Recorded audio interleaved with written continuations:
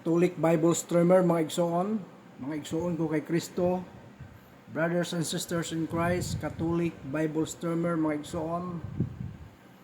Ang ating topic ngayon dito sa paglakbay ni Jacob doon sa kay Paraon, kung paanong iniharap ni Jose si Israel kay Paraon upang tumira doon sa Gosen, Dinala si Jacob doon sa kay Paraon upang ipakilala ng Panginoon ni Jose na si Paraon, at ito ipinakilala ang kanyang ama na si Israel, mga igsoon, at ang kanyang mga kapatid, mga anak ni Israel pinakilala upang manahan doon sa Gosen, mga igsoon. At ang topic natin ngayon dito sa chapter 47, mga igsoon, 47.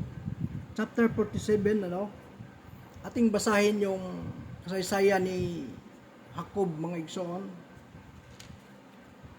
Chapter 47. Mga igsoon ko kay Kristo, ating itong hinihimay-himay yung salita ng Panginoon upang ito'y malaman natin na ito'y yung kwento na to, mga igsoon, na itong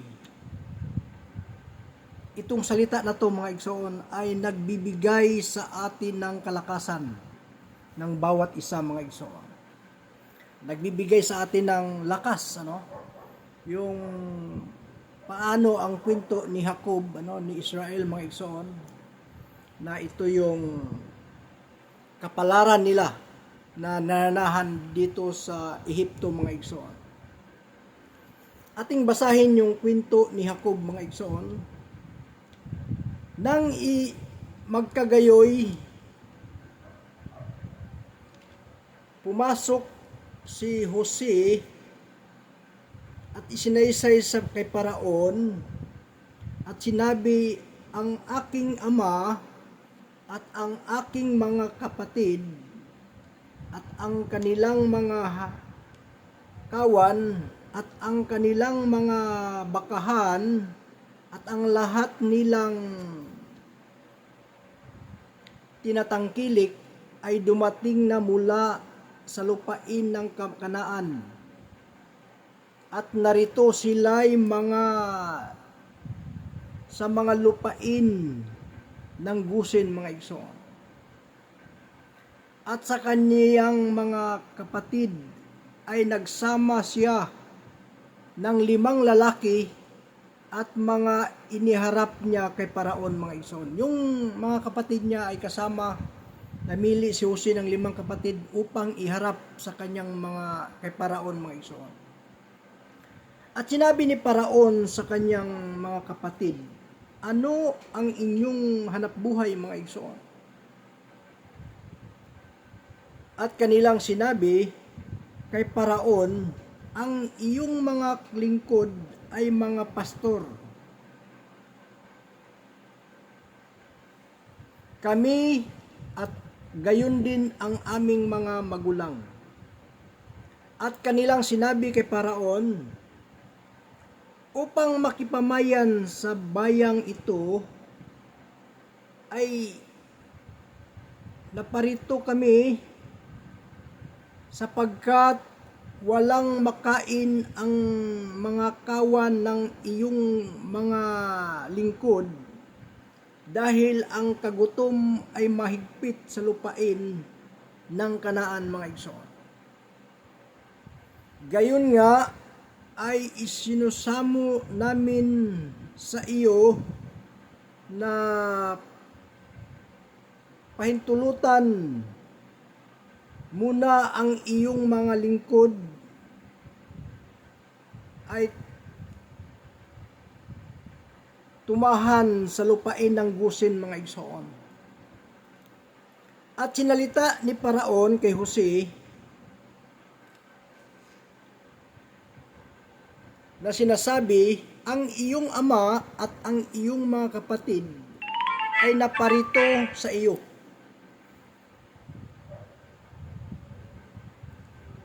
Ang lupaing sa Ehipto ay nasa harap mo. Sa pinaka mabuti sa lupain ay patirhan mo ang iyong ama at ang iyong mga kapatid sa lupain ng Gosen. Patirahin mo sila, at kung may makikilala kang mga matatalinong lalaki sa kanila ay papamahalain mo sa aking hayop, mga igsoon. At ipinapasok ni Jose si Jacob na kanyang ama at itinayo niya sa harap ni Paraon at binasbasan ni Jacob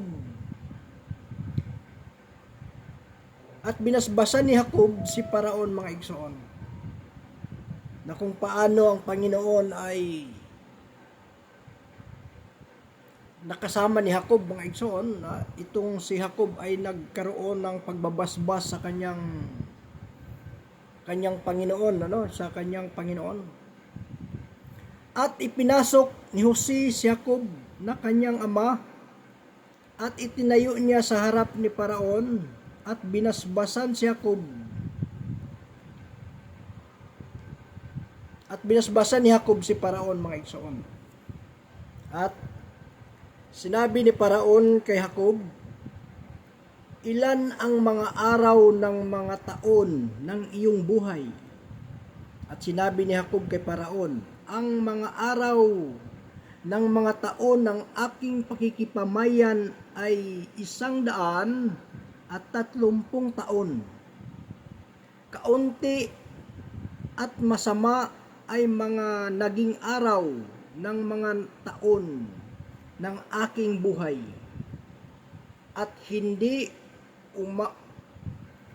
umabot sa mga araw ng mga taon na buhay ng aking mga magulang sa mga araw ng kanilang pakikipamayan, mga igsoon. At binasbasan ni Jacob si Paraon at umalis siya sa harapan ni Paraon, mga igsoon. At itinatawag ni Jose ang kanyang ama at ang kanyang mga kapatid, at sila'y binigyan ng pag-aari sa lupain ng Ehipto na pinakamabuti sa lupain ng Rameses, gaya ng iniutos ni Paraon, mga igsoon. Sa Rameses, mga igsoon, ay binigyan sila ng mga lupain ni Jose. At pinakain ni Jose ang tinapay ng kanyang ama at ang kanyang mga kapatid, at ang buong sangbahayan ng kanyang ama ayon sa kaniyang sangbahayan. At walang tinapay sa buong lupain, sapagkat ang kagutom ay totoong malala, na anupat ang lupain ng Ehipto at ang lupain ng Kanaan ay nang lupaypay dahil sa kagutom, mga igsoon. Ito yung panahon ni Jacob, mga igsoon, na baka ito'y maulit natin, baka ito'y maulit na itong panahon na to, baka ito'y uulitin ng Panginoon sa atin, at ito'y mangyayari ngayon, mga igsoon, sa mga susunod na taon, mga igsoon. Baka ito'y magaganap sa atin, na ito'y paghahandaan natin, na sa 7 taon na tayo'y nag-aani ng masagana, at itong 7 taon na tagutom, taghirap, mga igsoon, na baka ito'y mangyayari sa atin, na ang kasaysayan ni Jacob, mga igsoon, ay napaulit-ulit yung buhay natin. Yung kasaysayan nila ni Jacob, mga igsoon, ay kung paano yung Panginoon ay masagana yung buhay ng mga Ehipsyo dahil kay Jose, mga igsoon. At ang mga Ehipsyo ay nagbibinta ng mga naubos na yung mga pira nila, at ang sabi ng Ehipsyo na may mga lupain kami aming ibinta sa iyo Jose at kami upang kami ay mabuhay mga igsoon. At ito yung lupain na binili ni Jose doon sa mga Ehipsyo. Bukod doon sa mga saserdote ay iniwan, ay hindi niya kasali doon sa pagbibili yung mga lupain ng mga saserdote mga igsoon, dahil alam mo mga igsoon, ito yung mga opisyal ng ating mga paraon na ni paraon mga igsoon. Ang mga paraon noon ay nagiging nakilala doon kay Jose mga igsoon. Itong pag-aaral natin ito sa Biblia mga igsoon, na ito'y baka paghahandaan natin, dahil baka ito'y mauulit muli, ano? Na kung ito'y mauulit muli mga igsoon, at ito'y magaganap sa atin, na ito'y maghihirap tayo ng 7 taon, ano? Na yung kasaganaan natin sa 7 taon at pagbaligkas mga igsoon, 7 taon din tayong maghihirap.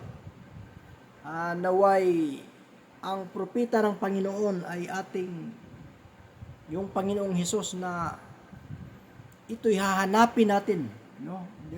Yung propeta ng Panginoon na siyang magpapakain sa atin, na ito'y hahanapin natin mga igsoon,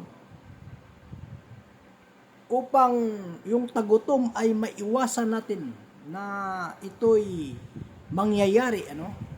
Upang ang lahat ng mga tao mga igsoon ay magkaisa, no? Yung magkakaisa sila sa pagdalangin sa ating Panginoong Diyos na buhay mga igsoon.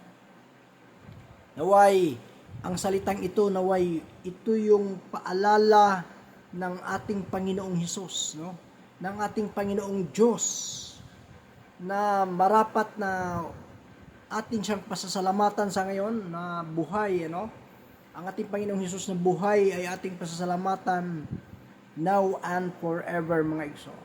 Habang tayo'y nabubuhay, tayo'y huwag mawala ng magpapasalamat sa ating Panginoon. Baka ito'y maulit muli. Dahil yung buhay noon at buhay ngayon ay pabalik-balik na ginagawa ng Diyos, upang ang ating buhay ay magkakaroon tayo ng leksyon doon sa nangunang kasaysayan. At ito yung kasaysayan noon ay naibalik. Kaya si Jose ay nagiging nakilala sa buong mundo, ano? Nakilala doon sa mundo ng Ehipto na siya ay tagapamahala ng kayamanan ng ni Paraon.